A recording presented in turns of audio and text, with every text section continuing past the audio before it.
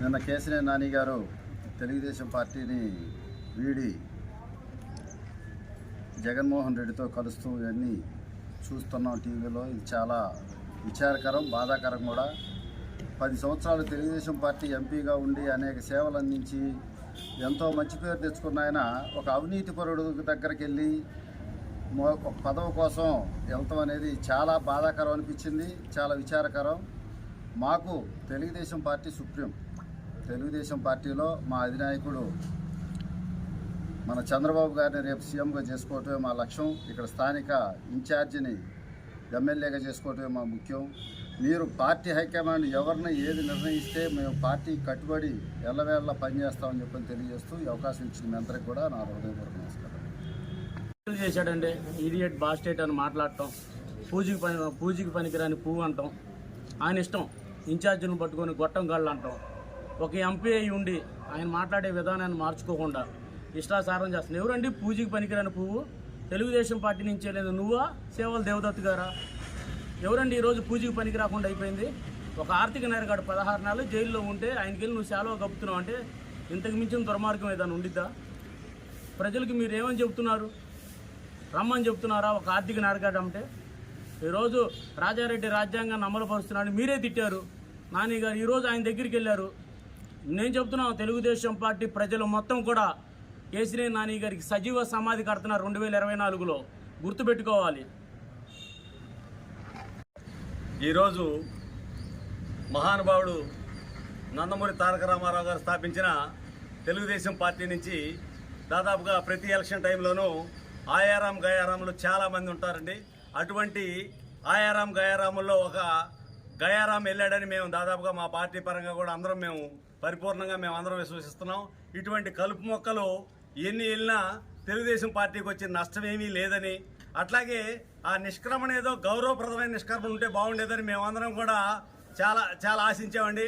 అట్లా కాకుండా అధినేత మీద అనిశ్చిత వ్యాఖ్యలు చేస్తూ పిచ్చి ప్రేలాపనలు మాట్లాడుతూ ఏదో వల్గర్ లాంగ్వేజీ ఆ మాటలు ఈ మాటలు మాట్లాడుతా ఆయన అట్లా నిష్క్రమించడం చాలా బాధించింది. అటువంటి పిచ్చి కుక్క వాగుడు వాగకుండా తెలుగుదేశం పార్టీ ప్రతి కార్యకర్త మరోసారి అటువంటి పిచ్చి కుక్క వాగుడు ఎవరు వాగినా సరే నేలకి కోసేస్తామని చెప్పి మేము ఘంటాపదంగా చెప్తున్నాం. అట్లాగే తెలుగుదేశం పార్టీకి ఇటువంటి పిచ్చి వాగుడు వాగే పిచ్చి కుక్క ఎంతమంది వెళ్ళినా కానీ ఎటువంటి నష్టమూ లేదు. మేము రాబోయే ఎలక్షన్లో మా పార్లమెంటు స్థానాన్ని మేము 1,00,000 పైచీలకు ఓట్లతో గెలిపించుకోవడానికి మేము సిద్ధంగా ఉన్నామండి. దాదాపుగా ఇక్కడ కేడర్ అంతా కూడా అంత ఉత్సాహంగా పనిచేస్తున్నాం. చాలా గౌరవంగా ఆయన నిష్క్రమిస్తే బాగుండేది. ఇట్లాంటి పిచ్చి వాగుడు వాగకుండా పిచ్చి మాటలు మాట్లాడుకుంటా జగన్మోహన్ రెడ్డి అంటే ఒక దొంగ ఎమ్మడి చేరి ఆయన్ని ప్రసన్నం చేసుకోవడం కోసం మా నాయకుడిని తిట్టాల్సిన అగత్యమేమీ లేదు. నీకు 10 సంవత్సరాల పాటు ఈ పార్టీలో ఎంపీగా పనిచేసినప్పుడు నీకు ఇవన్నీ తెలియలేదా? నువ్వు ఇట్లాంటి పిచ్చి మాటలు మాట్లాడితే తెలుగుదేశం పార్టీ కార్యకర్తలు కానీ కేడర్ కానీ చూస్తూ ఊరుకోరు. అట్లాగే మేము మైలవరం కాన్స్టిట్యున్సీ కూడా 10,000 నువ్వు వెళ్ళినందుకు ఇంకా మేము రెట్టింపు ఉత్సాహంతో మామూలు మెజార్టీ కన్నా ఇంకో 10,000 అదనంగా మేము తెచ్చుకోవడానికి విశేషంగా కృషి చేసి మేము తెలుగుదేశం పార్టీని బలోపేతం చేయడానికి మన తెలుగుదేశం పార్టీ కేడర్ సిద్ధంగా ఉంది. ఇట్లాంటి ఆయారాం గయారాములు ఎంతమంది వచ్చినా పోయినా కేడర్ అయితే సిద్ధంగానే ఉంటుంది. కేడర్ దానికంతా రెడీగానే ఉందండి. దయచేసి తెలుగుదేశం పార్టీని గెలిపించుకోవడానికి మేమంతా సిద్ధంగా ఉన్నామండి. అందరికీ నమస్కారం అండి. ఈరోజు స్థానిక ఎంపీ గారు కేసినేని శ్రీనివాస్ గారు ఈరోజు వైసీపీలోకి వెళ్ళటం అనేది చాలా సిగ్గుమాలిన చర్యగా అందరూ కూడా అభివర్ణిస్తున్నారు. ఎంపీ గారు నేను నిజాయితీ పరుణ్ణి, ఆస్తులన్నీ పోగొట్టుకున్నాను, నీతి నిజాయితీగా బతకడానికి నేను ఎక్కువ ఇంపార్టెన్స్ ఇస్తాను అని చెప్పే మనిషి ఈ రోజున ఒక ఆర్థిక నేరగాడు పక్కన చేరటం, ఆ మసి అనేది ఈయన పూసుకోవడం అది ఆయనే తెలుసుకోవాలి. ఏదైతే మేము గత 10 సంవత్సరాల నుంచి ఎంపీ గారిని చూస్తున్నాం. ఆయన గత 5 సంవత్సరాలు నిర్మోహమాటంగా ఏదైనా నిక్కచ్చిగా ఉండేవాళ్ళు. కానీ గత 4.5 సంవత్సరాల నుంచి మేమంతా గమనిస్తూనే ఉన్నాం. కాకపోతే మా స్థాయి తగ్గట్టుగా మేము వెళ్తున్నాం. ఇప్పుడు ఒక ఎంపీ అవ్వాలంటే స్థానికంగా ఉన్నటువంటి 7 అసెంబ్లీ కాన్స్టిట్యున్సీలు పనిచేస్తేనే ఆయన ఎంపీ అయ్యాడు. వ్యక్తిగతంగా ఎవరు కూడా గెలవలేరు. ఇదేం వార్డు నెంబర్ కాదు, సర్పంచ్ కాదు, లేకపోతే ఒక ఎంపీటీసీ పరిధి కాదు. ఇంత పార్లమెంట్ పరిధిలో మిమ్మల్ని పార్లమెంట్ సభ్యుడిగా ఎన్నుకోబడితే మీరు మీకు ఖర్చు అయిందో ఖర్చు అవ్వలేదో అదంతా సెకండరీ. కానీ మీ కింద ఉన్నటువంటి 7 ఎమ్మెల్యేలను కూడా కనీసం 2-3 కూడా మీరు సాటిస్ఫై చేయి మా ఎంపీ గారు అని చెప్పి వెన్నుదన్నుగా మీకు నిలబడతలేదంటేనే అప్పుడే మీరు మీ యొక్క విశ్వాసాన్ని మీరు కోల్పోయారు. 7 ఉన్నటువంటి ఇన్ఛార్జీల్లో మీరు ఒక్కరితో కూడా మీరు పొసకలేకపోతున్నారు. కానీ దేనివల్ల మీరు ఆ నిజాయితీ లోపించింది. గత 4.5 సంవత్సరాల నుంచి మీరు ప్రతిదీ చెప్తారు, నేను ప్రోటోకాల్ ఫాలో అవుతానని. మీరు కొండపల్లిలో ట్రాక్టర్లు ఇచ్చారు. పార్టీ అధ్యక్షుడిగా ప్రోటోకాల్ మాతో ఫాలో అయ్యారా? కనీసం మాకు ఇన్ఫర్మేషన్ ఇచ్చారా? మమ్మల్ని పిలిపించారా? మాతో చేపించారా? ట్రాక్టర్లు ఇచ్చారు, ట్రాక్టర్ ఇంజిన్లు ఇచ్చారు. మీరు అలాగే కమ్యూనిటీ హాల్కి వర్కులు పెట్టారు. ఎక్కడా కూడా మమ్మల్ని ఇన్వాల్వ్ చేయాల. బొమ్మలు కానీ ₹1,00,00,000 ఇచ్చారు.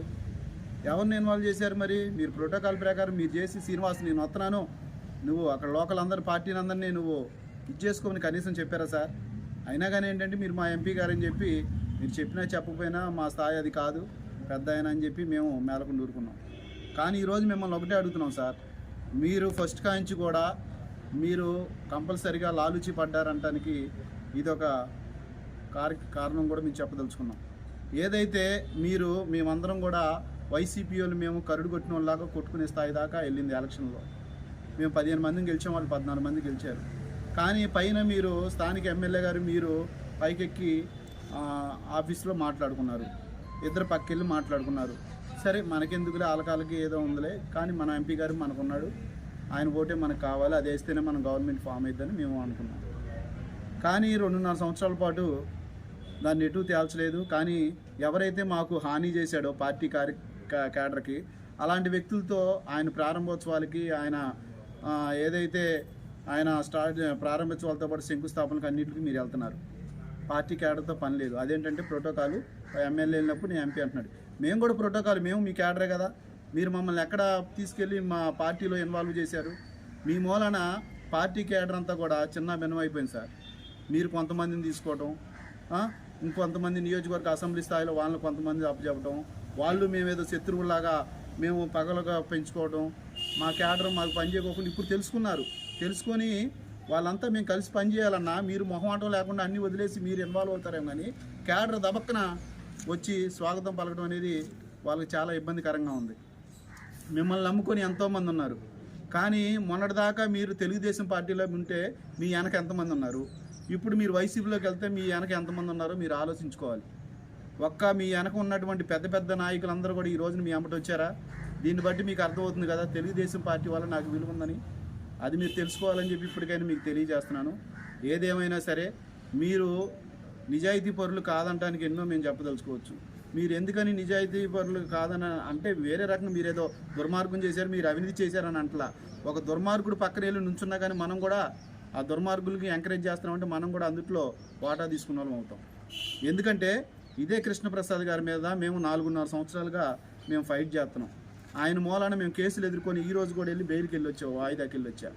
ఎందుకని కక్ష కట్టి మేము అతని యొక్క అవినీతిని నిరూపిస్తున్నామని చెప్పి కొండపల్లిలో అంత గొడవ చేసి అంత దుర్మార్గం చేసి మా మీద ఒక పెత్తనం చేసి మమ్మల్ని భయభ్రాంతులు గురి చేసి మమ్మల్ని చంపాలని కూడా రౌడీ మొక్కలను పంపించి నాన్న అడావుడు చేశారు. ఏది కొండపల్లి మున్సిపాలిటీ ఆఫీస్కి. మేము దాన్ని తిప్పికొడితే అతను పారిపోయారు వాళ్ళు. కానీ అప్పుడు కూడా శ్రీనివాస్ ఏం జరిగింది ఏంటని కనీసం మీరు ఒక మాట అడగల. స్థానికంగా ఉన్నటువంటి ఎమ్మెల్యే కృష్ణప్రసాద్ గారు మొత్తం గ్రావెల్లో అవినీతి చేశాడని చెప్పి ₹1,00,00,000 అవినీతి చేశాడని చెప్పి మేమందరం కేసుల్లో ఇరుక్కుంటే కనీసం ఏం జరిగిందని చెప్పి కూడా మీరు దాంట్లో మాట్లాడాల. అట్లాగే వీటీపీఎస్ బూర్దుల మీద ఎన్నో అతని మీద అభియోగాలు వస్తున్నాయి. దాంట్లో కనీసం వచ్చి మీరు ఏ కార్యక్రమంలో మీరు పార్టిసిపేట్ చేయాల. కొండపల్లిలో ఆశీలు వసూలు చేస్తున్నారన్నా ఇంకెన్నెన్నో కార్యక్రమాలు చేస్తున్నాం. నియోజకవర్గంలో ఏదన్నా ప్రారంభోత్సవాలు తప్ప శంకుస్థాపనలు తప్ప సమస్యల మీద పోరాడినప్పుడు మీరు ఎప్పుడన్నా మాకు సహకరించారా సార్? మీరు ఎంతసేపు వైసీపీ ఎమ్మెల్యేలతో అక్కడేమో ఇక్కడ కృష్ణప్రసాద్ గారితో అక్కడ నందిగంలో అక్కడ ఉన్నటువంటి అక్కడ స్థానిక ఎమ్మెల్యేతో ఇట్లా అన్నీ మీరు ఏ నియోజకవర్గాల్లో మీరు ప్రోటోకాల్ అని చెప్పి మీరు వాళ్ళతో అంటకాగారే. కానీ అక్కడ ఓడిపోయినటువంటి తెలుగుదేశం పార్టీ క్యాడర్ను వెన్నుదన్నుగా నిలబడి నీకు రాష్ట్రానికి సంబంధించిన ప్రాఫిట్ ఫండ్స్ నీవి, నాది సెంట్రల్ గవర్నమెంట్ ఫండ్ అని నువ్వు అక్కడ పార్టీ బలోపేతం చేసేటట్లుగా అక్కడ ఇన్ఛార్జీలు కానీ అక్కడ ఉన్న పార్టీ క్యాడర్ని కానీ ఎవరన్నా తీసుకెళ్లారా? ఎంతసేపు విభజించి పాలించని ఉన్న క్యాడర్ని మొత్తాన్ని డివైడ్ చేసి ఇబ్బంది పెడుతుంది తప్ప మీరు చేసింది ఏం లేదు సార్. మేము ఒక్కటే మీకు చెప్పదలుచుకున్నాం, ఏదేమైనా మీరు ఇప్పటికైనా తెలుసుకోండి, ఎక్కడ ఎందుకు మనం ఎంత కోల్పోయామో ఏంటనేది కూడా మీరు ఆలోచన చేయండి. మీరు చేసింది అయితే కరెక్ట్ కాదు. దీన్ని తప్పనిసరిగా కొండపల్లి పురపాలక తెలుగుదేశం పార్టీ తరఫున ఖండిస్తున్నాం సార్. ఈడీ కేసుల్లో ఉన్న ఒక లంచగొండి దగ్గరికి వెళ్ళి కండువా కప్పడం అనేది మేము తీవ్రంగా విమర్శిస్తున్నాము. అదేవిధంగా మా అధినాయకుడిని లోకేష్ గారిని అనే మాటల్ని తీవ్రంగా ఖండిస్తున్నాం. సార్, మీరు 7 నియోజకవర్గాల్లో నేను ఒక్కడే గెలిచానని అన్నారు. ఏ రోజు ఏ నియోజకవర్గానికి పార్టీతో పరంగా మీరు ఏం చేశారనేది నేను అడుగుతున్నా. మీరు ప్రతిరోజు వైసీపీ వాళ్ళతో లాలూచి పడి వాళ్ళకి సంబంధించినవి ఏమి కావాలా నిధులు, ఒక అంగన కేంద్రాలే కానీ ప్రతి ఒక్కటి మీరు వాళ్ళకి నిధులు ఇచ్చారు. కానీ మేము ఎన్నిసార్లు వచ్చి మీ దగ్గరికి వచ్చి అడిగినా మాకంటూ తెలుగుదేశం పార్టీ తరఫున కొండపల్లి మున్సిపాలిటీలో తెలిసిన 15 మంది కౌన్సిలర్లు వచ్చిన ఏ సహాయం చేశారని మేము డైరెక్ట్గా అడుగుతున్నాం. మీరు ఇంత లాలూచి పడేవాళ్ళు, ఇదేదో ముందే ఎల్లుంటే మేమేదో మా పని మేము చూసుకునేవాళ్ళం. ఒక కేసు వేసి కృష్ణప్రసాద్ గారితో లాలూచి పడి ఏదైతే అడ్వకేట్ అశ్విని కుమార్ గారు ఉన్నారో ఆయన్ని 2 సంవత్సరాలు కేసుకు బెంచ్కి రానివ్వకుండా చేశారు సార్. ఇది ఎంత అన్యాయం అంటే ఆ అశ్విని కుమార్ గారిని నేను ఒకటే అడుగుతున్నా, మీరు ఎథిక్స్ని పాటించారా? లీగల్ ఎథిక్స్ని పాటించకుండా మీరు ఏం చేశారండి? హైకోర్టులో ఎన్ని కేసులు హైకోర్టులో అన్ని బెంచ్కి వచ్చి సాల్వ్ అయిపోయినాయి. మా కేసులు మాత్రం పెండింగ్ పెట్టడం ఎంత దారుణం. ఇదంతా మీరు వాళ్ళతో లాలూచి పడి చేసింది కాదా నేను అడుగుతున్నా. అసలు నాని గారు ఈ రోజున మాకు ఏ ఉపయోగం లేకుండా ఈరోజు వెళ్ళేవాళ్ళు మామూలుగా వెళ్ళాలి, కానీ మా అధినాయకుడు అనే మాటల ఆఖరికి లోకేష్ గారిని ఏమంటారు, మీరు ఎమ్మెల్యే గెలవలేదా? మీరు ఎవరిస్తే గెలిచారండి? మీకు బీఫార్మ్ ఎవరిస్తే గెలిచారండి? వాళ్ళ తాతగారు వాళ్ళ నాన్నగారు ఇచ్చిన బీఫార్మ్ తీసుకొని నేను రతన్ టాటా అంత స్థాయి అన్నవాళ్ళు ఈ రోజు వెళ్ళి అవినీతి పడుతోటి చేతులు కలుపుతారా? ఎంత దుర్మార్గమైన పని అండి. మీరు వెళ్తే వెళ్ళారు, దయచేసి మీరు 60% ఖాళీ అవుతుంటున్నారు. మీరు అది కల్లో మాట అండి, అది పొరపాటును కూడా జరగదు. ఈ రోజే ప్రతి ఒక్కళ్ళు చెప్పారు, ఎంకే బేగ్ గారు చెప్పారు, నిన్న ధన్య ప్రసాద్ గారు చెప్పారు, బొమ్మసాని సుబ్బారావు ఎవ్వరు మీతో రావట్లేదండి. మీరు వెళ్ళి మునిగిపోయే పడవ ఎక్కారండి. త్వరలోనే ప్రజలు ఎలా తీర్పిస్తారో, అక్కడున్న వైసీపీ నాయకులు ఎమ్మెల్యేలు ఎంతమంది అక్కడికి వస్తున్నారో మీరంతా చూస్తున్నారు. ఇది కావాలనే ముందు నుంచే మీరు వాళ్ళు అంతర్గతంగా మాట్లాడుకున్న దాన్ని బట్టి జరిగింది. మీరు ఎన్ని గ్రూపిజాలు తీసుకొచ్చారో, ఎంత కొండపల్లి మున్సిపాలిటీకి ఎంత అన్యాయం చేశారనేది మాకంతా తెలుసు. అయినా మేము మీ మీద గౌరవం చొప్పున ఏ రోజు మిమ్మల్ని కనీసం మీరు చేసే మాటలు కానీ మా నాయకులు కానీ అన్న మాటలు కూడా మేము ఎప్పుడు దిక్కరచలా. మీ మీద ఎప్పుడు గౌరవంతోనే ఉన్నాం. 3 రోజులు మా కోసం బస్సులో ఎదురు చూసి మాకు ఓటు వేస్తారని ఆశతోటి మా వెన్నంట ఉన్నారని నమ్మామండి. ఇంత దుర్మార్గంగా ఈరోజు ఆ పార్టీలోకి వెళ్ళి ఎంత ఇదిగా మీరు నిలువున మోసపోయారండి. దయచేసి మీరు వ్యక్తిగతంగానో కుటుంబ పరంగా ఏదైతే మీకు కావాలనుకుంటున్నారో అవన్నీ ఆ పార్టీలో వస్తాయో రావో త్వరలోనే మీరు తొందరగా చూస్తారు. రేపు వచ్చేది తెలుగుదేశం పార్టీ గవర్నమెంటే. మిమ్మల్ని చిత్తుగా ఓడించడానికి మైలవరం ప్రజలందరూ సిద్ధంగా ఉన్నారని తెలియజేస్తున్నారు. నిన్న కేసినేని నాని గారు మా అధినాయకుడి గురించి మాట్లాడే మాటలు చాలా అనుచితంగా ఉన్నాయి. ఈ 2 సార్లు ఎంపీగా గెలిచిన కేసినేని నాని గారు ఎవరు బీఫామ్ మీద గెలిచారో అని అడుగుతున్నాం. తెలుగుదేశం పార్టీ పెట్టిన భిక్షతో ప్రతి ఒక్కళ్ళు కూడా ఎగిరెగిరి పడటం, గెలిచి ఏదో ఆయన సొంత ఇదితో గెలిచాను అని విర్రవీగటం అన్నది కరెక్ట్ కాదు. ఒక్కసారి మీకు మనసుకి సాక్షి అన్నది ఉంటే ఒక్కసారి మీ మనసును మీరే చూసుకోండి. ఎందువల్లంటే మేము ఒక్కటే చెప్తున్నాం, 2 సార్లు గెలిచారంటే ఎవరి వల్ల గెలిచారు? ఏమైనా మీకు ఓన్ క్యాడర్ ఉందా? లేకపోతే ఏమైనా మీరు ఓన్గా ఏమైనా చదువుకొని గెలిచారా? ఏంటి మీరు చేసింది?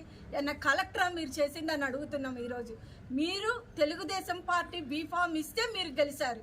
గెలిచి ఢిల్లీ వెళ్ళి మీరు అక్కడ కూర్చొని అందరూ ఏదో పెద్ద వాళ్ళతో పరిచయం అవగానే అధినాయకుడినే మర్చిపోయే స్థాయికి ఎదిగిపోయారే. ఈరోజు ప్రజల్ని నానా ఇబ్బందులు పెడుతున్న ఆయన పక్షాన చేరి ఈరోజు ఈ మీరు మాట్లాడేది అధినాయకుడి గురించి. లోకేష్ బాబు ఎవరు అని అడుగుతున్నారా? వాళ్ళ నాన్న వాళ్ళ తాత పెట్టిన భిక్ష వల్లే మీ రోజు ఈ స్థాయికి ఎదిగారన్నది మీరు మర్చిపోతున్నారు. సాధారణ కార్యకర్తలమండి మేము.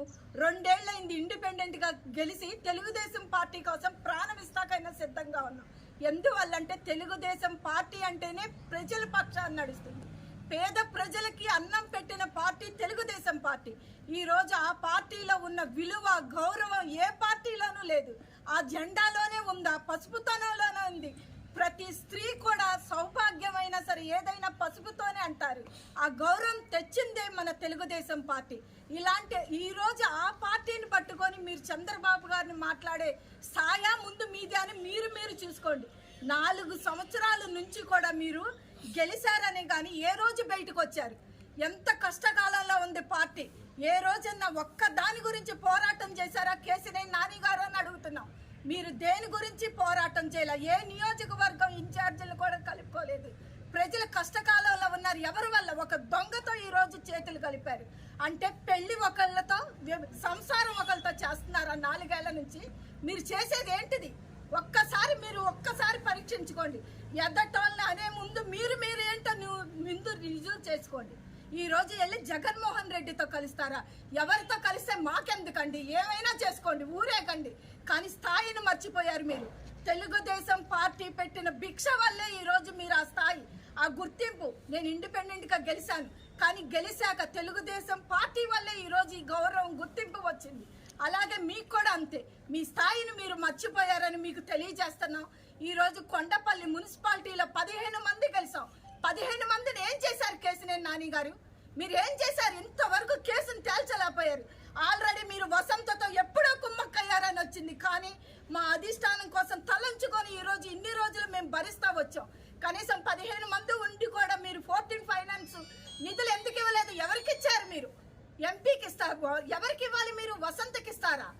ఎమ్మెల్యేకి ఇస్తారా? మేము గెలుస్తున్నాం కదా, కనీసం మీరు పేరు రావాలి అనుకుంటే తెలుగుదేశం పార్టీకి మాకు ఇచ్చేవాళ్ళుగా. ఆ విషయం కూడా తెలిసి కూడా ఎవరు ఏం మాట్లాడాల. సర్లే, ఆయన ఏదో తెలుసుకొని చేస్తారు అనుకున్నాం. కానీ ఆల్రెడీ మీరు 4.5 ఏళ్ల నుంచి కూడా వైసీపీ వాళ్ళతో కుమ్మక్కైపోయి చండాలం అన్నమాట. దిగజారుడు రాజకీయం చేస్తుంది మీరు. మీ విలువని మీరే తగ్గించేసుకున్నారు. ఎందువల్లంటే తెలుగుదేశం పార్టీ వల్ల వచ్చిన గౌరవాన్ని మొత్తం మీరే బురదలో తొక్కుకున్నారు. ఈరోజు జగన్మోహన్ రెడ్డితో కలవటం వల్ల ఇంకాస్త మొత్తం కూడా దిగజారిపోయారు. ఎప్పుడైనా ఏ వ్యక్తి అయినా ఎవరి వల్ల పైకి వచ్చాము, ఎలా వచ్చాము, ఏ స్థాయి నుంచి వచ్చాము అన్నది మాత్రం మర్చిపోకూడదు.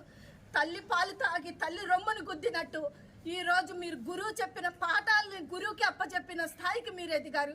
మనకు పాఠాలు చెప్పిన గురువుని ఎప్పుడు మర్చిపోకూడదు, తల్లిని మర్చిపోకూడదు. ఈరోజు మీరు అన్నీ మర్చిపోయి దిగజారిపోయారు. మీరు దానిలోకి వెళ్ళటం వల్ల మీకేమి లాభమో మాకైతే తెలియదు, కానీ ప్రజలు మాత్రం సంతోషంగా ఉన్నారు.